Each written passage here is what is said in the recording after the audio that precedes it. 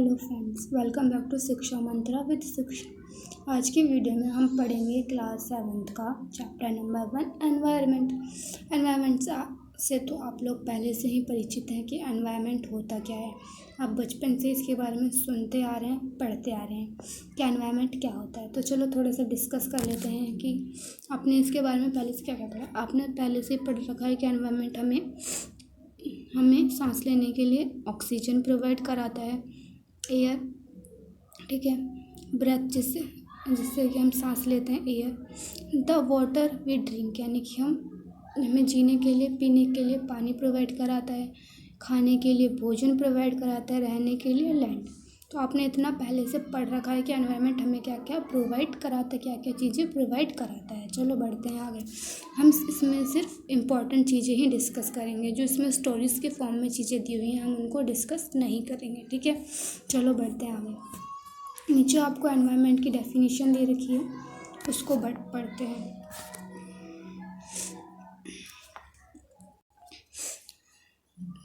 The place, people, things and nature that surround any living organism is called environment। यहाँ पे आपको definition दे रखी है किसकी, एनवायरनमेंट की। Any place, people, things and nature that surround any living organism is called environment। यानी कि हमारे चारों ओर जितने भी living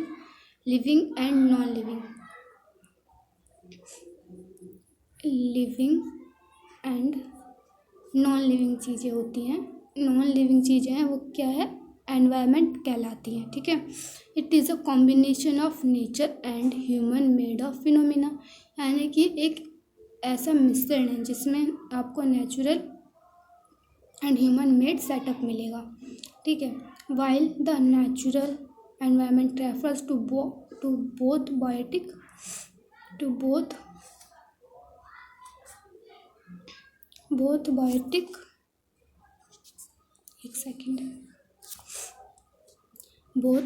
biotic and abiotic condition existing on earth. ये आपको बता रहा है कि हमारे पृथ्वी पर दो प्रकार की परिस्थितियाँ पाई जाती हैं, एक तो बायोटिक, दूसरा एबायोटिक।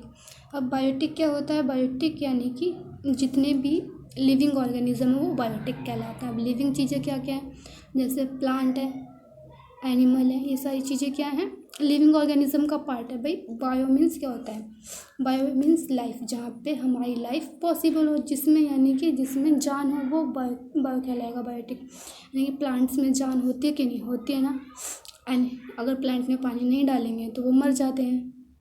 ऐसे एनिमल्स अगर उन्हें भी भोजन ना मिले, पानी ना मिले तो वो मर जाएंगे। इसी प्रकार से होता है, इसलिए इसको कहते हैं बायोटिक। दूसरा होता है एबायोटिक। अब एबायोटिक क्या होता है, the world of non living element, example land. जैसे कि जितने भी नॉन लिविंग ऑर्गेनिज्म है वो किसका पार्ट है, एबायोटिक का। एबायोटिक में जिसमें जान नहीं होती, जो नॉन लिविंग होते हैं। अब जैसे लैंड, भाई लैंड को जीने के लिए तो पानी नहीं चाहिए, हम लोगों को चाहिए, तो लैंड क्या हो गया, नॉन लिविंग हो गया। और क्या क्या चीज़ है बताओ, पत्थर हो गया। पत्थर किसका पार्ट है, नेचर का ही तो पार्ट है, लेकिन वो क्या है, लिविंग नहीं है, नॉन लिविंग है। ऐसे क्या हो गया, और चीज़ें आप बताओ कि क्या क्या चीज़ें हो सकती हैं। हिल्स हो गई, प्लेट्यू हो गए, ये सारी चीज़ें क्या है, एनवायरनमेंट का पार्ट होते हुए भी क्या है, एनवायरनमेंट का पार्ट है, लेकिन क्या है, नॉन लिविंग, इसलिए उनको क्या बोला गया है, एबायोटिक, ठीक है। अब आगे बढ़ते हैं। यहाँ पे आपको एनवायरनमेंट को बताया गया है कि एनवायरनमेंट कंपोनेंट्स ऑफ एनवायरनमेंट बताए गए हैं, यानी कि कितने टाइप के एनवायरनमेंट होते हैं। आपको यहाँ पे एक होता है ह्यूमन मेड एनवायरनमेंट।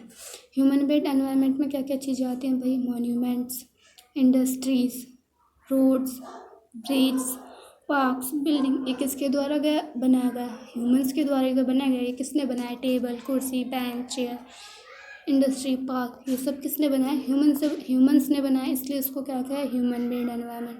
दूसरा है नेचुरल, अब लिविंग थिंग्स, जैसे यहाँ पे दे रखा है बायोस्फीयर, लैंड यानी कि lithosphere, air, atmosphere, water, biosphere. ये हमें कहाँ से मिली, एनवायरनमेंट से मिली है। एनवायरनमेंट से मिली है मतलब कि नेचर से मिली है, तो इसको क्या बोला है, नेचुरल एनवायरनमेंट बोला गया है। एक तीसरी चीज़ भी है यहाँ पे, ह्यूमन। अब ह्यूमन ने सिर्फ ये तो नहीं बनाया, ह्यूमन से और भी बहुत सारी चीज़ें मिलने। मान लो एक व्यक्ति इंडिविजुअल से क्या बना, फैमिली बनी, फैमिली से क्या आया, कम्युनिटी, पूरे समाज का निर्माण हुआ। समाज से क्या चीज़ निकल के आई, रिलीजन, और रिलीजन से बना एडुकेशन, एडुकेशन से क्या बनी, इकोनॉमी बनी, इकोनॉमी के बाद पॉलिटिकल सिचुएशन। ठीक है, तो ये वाली पार्ट है, ये भी ह्यूमन के द्वारा क्रिएट किया गया और ये ह्यूमन ने बनाया है।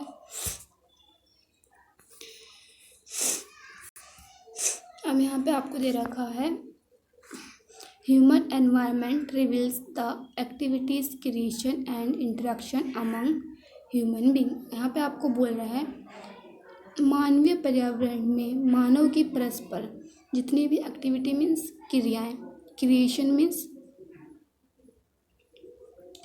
मीन्स जो भी उन्होंने रचनाएं की हैं, जो भी निर्माण किए हैं वो, एंड इंटरेक्शन यानी कि आपस में जो बातचीत करते हैं, एक दूसरे से इंटरेक्शंस करते हैं वो।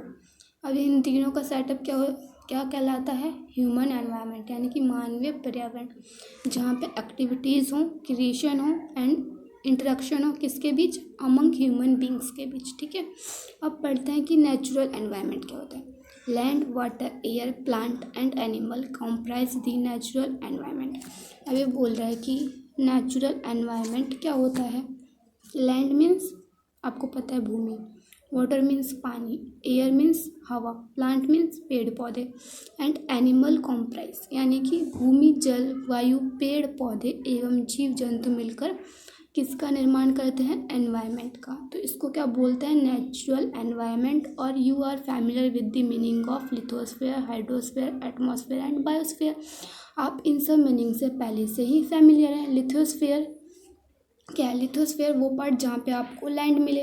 अब आपको पता है, मान लो कि ये लिथोस्फेयर है, यहाँ पे आपको देगा lithosphere is the solid crust of the hard top layer of the earth, यानी कि मान लो ये हमारी अर्थ है और जो इसकी सबसे टॉप मोस्ट लेयर है यानी कि ये वाली लेयर, इसको बोलते हैं क्रस्ट। और क्रस्ट इसको बोलते हैं क्रस्ट, हार्ड टॉप लेयर होती है। और ये किन किन चीज़ों से मिलके बनी है, ये मिलके बनी है रॉक से, मिनरल से and covered by a thin layer of soil, यानी कि जो लिथोस्फेयर है 3 चीज़ों से मिलके बना है। किससे मिलके बना है, रॉक से, मैंने आपको बताया, मिनरल से यानी कि खनिज से, और सॉइल से यानी कि अब भाई इस लैंड पे क्या आपको सॉइल नहीं मिलेगा, रॉक्स नहीं मिलेंगे, पत्थर नहीं मिलेंगे। दूसरा क्या बोल रहा है, सॉइल, मिट्टी नहीं मिलेगी। अब ये तीनों ही चीज़ें लैंड पे हैं, तो लैंड पे मौजूद हैं, तो इसी को बोलते हैं लिथोस्फेयर। ठीक है, आगे आपको बोल रहा है it is an irregular surface with various landforms such as monuments भी इसी का पार्ट है। Plateaus, plains, valleys, landform are found over the continent and also on the oceans, इन सब के बीच ये पाए जाते हैं। आगे बढ़ते हैं और डिस्कस करते हैं हाइड्रोस्फीयर क्या होता है। हाइड्रोस्फीयर क्या होता है, आपको पता नहीं है हिंदी में हाइड्रोस्फीयर को क्या बोलते हैं। हाइड्रोस्फीयर को बोलते हैं जलमंडल, जहाँ पे आपको पानी मिले उसको बोलते हैं जलमंडल। The domain of water is refer to as hydrosphere, जहाँ पे आपको वाटर मिले उस पार्ट को बोलते हैं hydrosphere. It is comprise various source of water, जहाँ पे वेरियस सोर्स मिले वाटर के, and different types of water bodies, यानी कि जो वाटर बॉडीज़ हैं उनकी डिफरेंट टाइप की बॉडीज़ मिले, जैसे लाइक रिवर हो गया, लेक हो गया, सीज हो गया, ओशियंस हो गया, etcetera. It is essential for living organism, जितने भी लिविंग ऑर्गेनिज्म हैं उनके लिए क्या है, बहुत ही इम्पोर्टेंट है। भाई पानी नहीं होगा तो क्या हम रह सकते, नहीं रह सकते। ठीक है, अब बात करते हैं एटमॉस्फेयर की। एटमॉस्फेयर क्या होता है, the atmosphere is the thin layer of the air that surround the earth, the gravitational force of the earth hold the atmosphere around it. मान लो ये हमारी पृथ्वी है, ठीक है, और इसके चारों ओर एक एटमॉस्फेयर की पतली लेयर बनी हुई है। ठीक है, पतली लेयर है जो क्या करती है, जो हमारे जो एटमॉस्फेयर है उसको बांध के रखती है। यहाँ पे लिखा है ना, the gravitational force of the earth hold the atmosphere around it, यानी कि जो ग्रेविटेशनल फोर्स है इसको हमारे जो एटमॉस्फेयर है उसको होल्ड करके रखता है, ठीक है। और जो ये पतली परत है इसके चारों ओर, उसी को एटमॉस्फेयर बोला गया है, ठीक है। अगर एटमॉस्फेयर ना हो तो हम लोग भी नहीं हैं भाई, अगर वायु ही नहीं होगी तो हम कहाँ पे एडजस्ट करेंगे, नहीं कर पाएंगे ना। इसके बाद बोला ये हमें क्या किन किन चीज़ों से प्रोटेक्ट करता है, from the harmful rays and scorching heat of the sun, यानी कि सन से जितने भी हार्मफुल रेज निकलती है, हानिकारक, उनसे हमें ये बचाता है। If the consist of number of gases, यानी कि जो सन से बहुत सारी गैसेज निकलती हैं उनसे हमें बचाता है। डस्ट एंड वाटर वेपर से हमें बचाता है। The changes in the atmosphere produce change in the weather and climate. अभी आपको बता रहे एटमॉस्फेयर, जितने भी हमारे वेदर एंड क्लाइमेट में चेंजेस आते हैं, चेंजेस मीन्स जितने भी परिवर्तन होते हैं वो किसके वजह से होते हैं, एटमॉस्फेयर की वजह से होते हैं। अब यहाँ पे आपको बताया कि plant and animal kingdom together make biosphere और द लिविंग वर्ल्ड, यानी कि जितने भी पादप और जीव जंतु मिलके किसका निर्माण करते हैं, बायोस्फीयर का। अब यहाँ पे आपको ऐसे दे रखा है बायोस्फीयर, अगर हम बात करें जहाँ पे पादप एवं जीव जंतु कहाँ पे मिलेंगे भाई, जहाँ पे पानी हो, लैंड हो, ऑक्सीजन, वहाँ पे ही तो ये तीनों चीज़ें आके मिलेंगे, उसी को बायोस्फीयर बोलते हैं। जहाँ पे आपको लैंड मिले, ऑक्सीजन मिले और क्या मिले, वाटर मिले, जहाँ पे ये तीनों चीज़ें आके मिलेंगी वो क्या कहलाएंगी, बायोस्फीयर, ठीक है।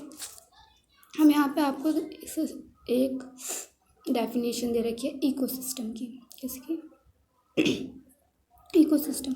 It is a system formed by the interaction of all living organisms with each other and with the physical and chemical factors of the environment in which they live, all linked by transfer of energy and material। वो क्या होता है, ecosystem. यहाँ पे आपको बहुत लंबी चौड़ी डेफिनेशन दे रखी है इकोसिस्टम की। अब मैं आपको शॉर्ट फॉर्म में बताती हूँ कि इकोसिस्टम क्या होता है। इकोसिस्टम वो सिस्टम होता है जहाँ पे living and non living system, living and non living organism, जहाँ पे दोनों एक साथ मौजूद होते हैं। अब लिविंग और नॉन लिविंग में क्या आएगा भाई, जहाँ पे लिविंग चीज़ें और नॉन लिविंग दोनों एक दूसरे के साथ इंटरेक्शन भी कर रहे हो, यानी कि बस रह रहे हैं, एक दूसरे के बीच इंटरेक्शन कर रहे हैं और जो एनर्जी है उसको ट्रांसफ़र कर रहे हैं एक दूसरे तक, प्राइमरी कंज्यूमर से प्रोड्यूसर तक, ठीक है। यहाँ पे देखो आपको एक पॉन्ड ऑफ इकोसिस्टम दे रखा है, पॉन्ड इकोसिस्टम। यहाँ पे क्या क्या चीज़ें हैं देखो, लिविंग ऑर्गेनिज्म दिख रहे हैं, यहाँ पे नॉन लिविंग भी आपको दिख रहा है, ये पेड़ पौधे भी दिख रहे हैं, ये बत्तख भी आपको दिख रही है, ये देखो यहाँ पे ये भी पत्थर दिख रहे हैं। और ये क्या कर रही हैं, जो बकरी है वो घास खा रही हैं। जैसे बकरी ने घास को खाया, ठीक है, अब बकरी ने तो घास को खा लिया, अब इससे जो एनर्जी ट्रांसफ़र होगी बकरी को कौन खाएगा, शेर खा लेगा, ठीक है। अब मान लो शेर ने खाया, अब इस शेर को कोई खाएगा, कौन खाएगा, कोई, कौन खाएगा, ये आप मुझे बताओ, शेर को कौन खाएगा। आपने फूड चेन पढ़ा है ना, फूड चेन क्या होता है, आप मुझे समझाइएगा कि फूड चेन क्या होता है, ठीक है। आगे बढ़ते हैं।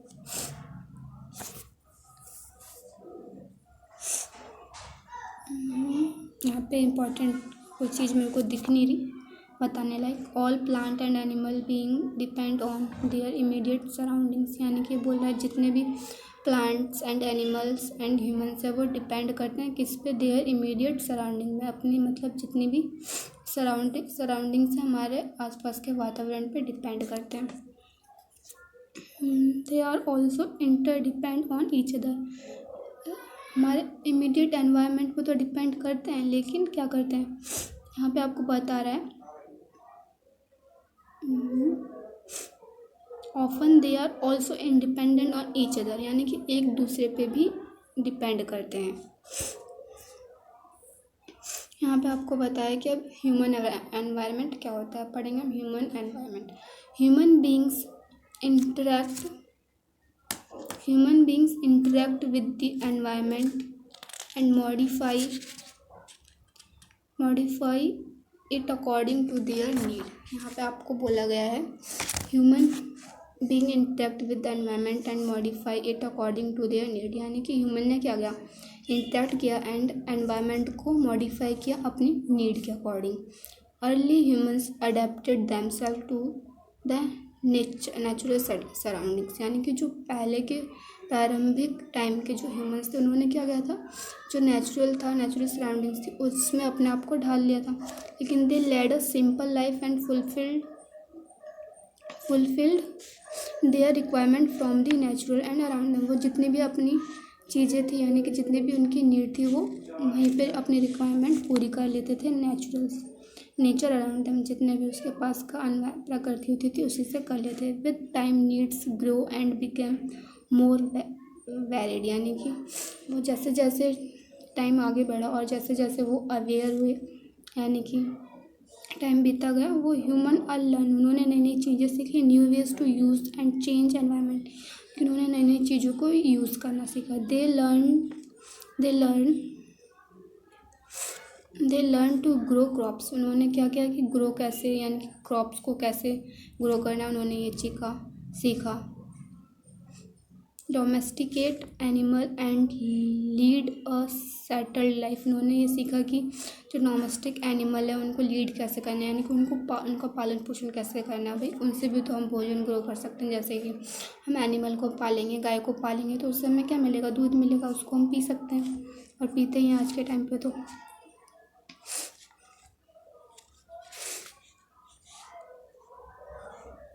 The wheel was invented, surplus food was produced, barter system emerged. Barter system आपको पता है क्या होता है, यहाँ पे बार्टर सिस्टम दे रखा है, यानी कि एमरेस्ट किया उन्होंने इसको बार्टर सिस्टम को। बार्टर सिस्टम होता है वस्तु विनिमय प्रणाली, यानी कि हम एक दूसरे को चीज़ें देते हैं, उसके रूप में हम उनसे पैसे ले लेते हैं। यानी कि जैसे मेरे को मान लो आपकी साइकिल की ज़रूरत है और आपके पास गेहूँ है, तो मैं आपसे गेहूँ ले लूँगी और आपको अपनी साइकिल दे दूँगी, ठीक है। ये होता है बार्टर सिस्टम। फिर इन्होंने इन्वेंट किया, क्या इन्वेंट किया,